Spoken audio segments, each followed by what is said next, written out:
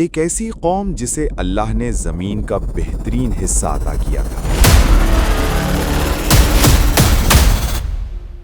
جہاں نرم ہوائیں چلتی تھیں، زرخیز زمین تھی، ندیاں بہتی تھیں۔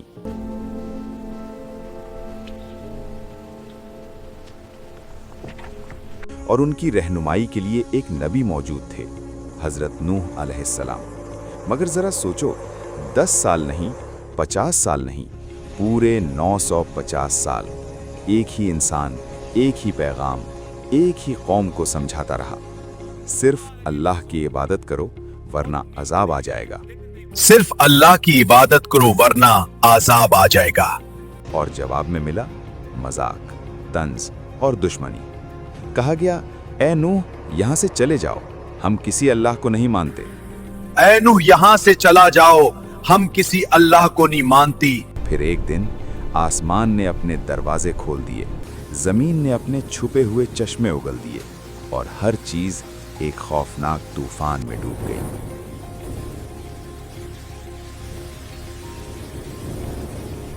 قوم نوح حضرت آدم علیہ السلام کے بعد انسانی تاریخ کی قدیم ترین قوموں میں سے ایک تھی۔ اکثر روایات کے مطابق یہ لوگ بابل یعنی آج کے عراق کے آس پاس آباد تھے۔ زرخیز زمین، خوبصورت فصلیں، طاقتور جسم، پہاڑوں جیسے قد، یہ وہ لوگ تھے جن کے جسم آج کے انسانوں سے کہیں زیادہ مضبوط تھے۔ مگر پھر ایک نئی آفت نے جنم لیا، شرک کا بیج بویا گیا۔ ان کے پاس ہر نعمت تھی، مگر سب سے بڑی نعمت توحید وہ بھول گئے۔ روایات بتاتی ہیں کہ شروع میں وہ جنہیں یاد کرتے تھے وہ نیک لوگ تھے۔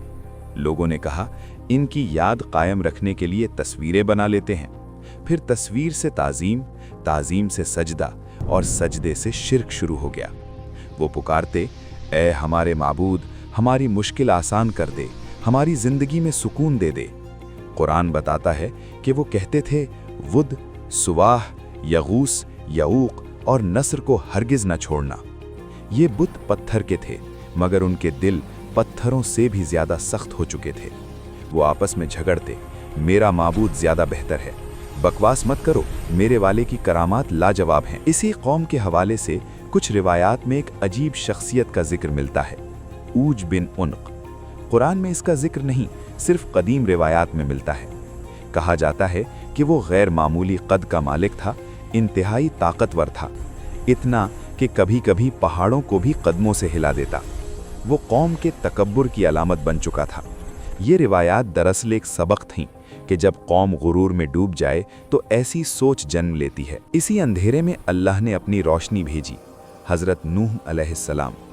قرآن کہتا ہے، ہم نے نوح کو ان کی قوم کی طرف بھیجا اور وہ 950 سال ان کے درمیان رہے۔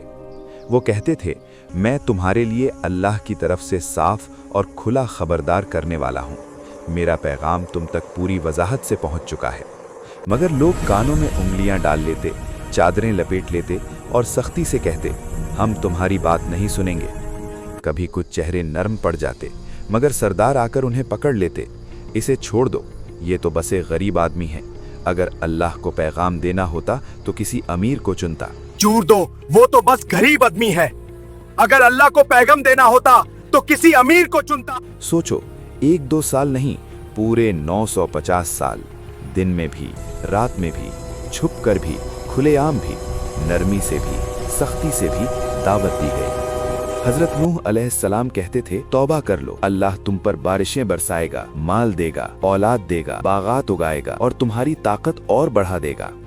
توبہ کرو تو اللہ تم پر بارشیں برسائے گا، مال دے گا اور اولاد دے گا۔ مگر جواب پھر بھی مذاق، طنز اور دشمنی تھا۔ آخر وہ وقت آ گیا جب واضح ہو گیا کہ یہ قوم اب کبھی نہیں بدلے گی۔ تب حضرت نوح علیہ السلام نے وہ دعا مانگی جو آج بھی انسان کو ہلا دیتی ہے، اے میرے رب، زمین پر کسی کافر کو زندہ نہ چھوڑ، یہ تیرے بندوں کو گمراہ کریں گے اور فاسق کافر اولاد پیدا کریں گے۔ زمین پر کسی کافر کو زندہ نہ چھوڑ، یہ تیرے بندوں کو گمراہ کریں گے اور فسیق اور کافر اولاد پیدا کریں گے۔ پھر اللہ کا حکم نازل ہوا، ہماری نگرانی میں کشتی بناؤ اور ظالموں کے بارے میں مجھ سے بات نہ کرنا۔ حضرت نوح علیہ السلام نے کشتی بنانا شروع کر دی۔ سردار گزرتے اور ہنستے، ریگستان میں کشتی، پانی کہاں سے آئے گا؟ ریگستان میں کشتی، پانی کہاں سے آئے گا؟ उन्हें क्या खबर थी कि हर कील, हर तख्ता उनकी तबाही की पहली आवाज बन रहा था। रिवायात में आता है कि कश्ती 3 मंजिला थी, नीचे जानवर, दरमियान इंसान, ऊपर परिंदे। कुरान एक निशानी बताता है, जब तन्नूर उबलने लगे तो हर जानवर की नर और मादा जोड़ी को कश्ती में सवार कर लो। और फिर वो दिन आ गया। आसमान सियाह बादलों से भर गया, गर्म हवा सर्द और तेज हो गई।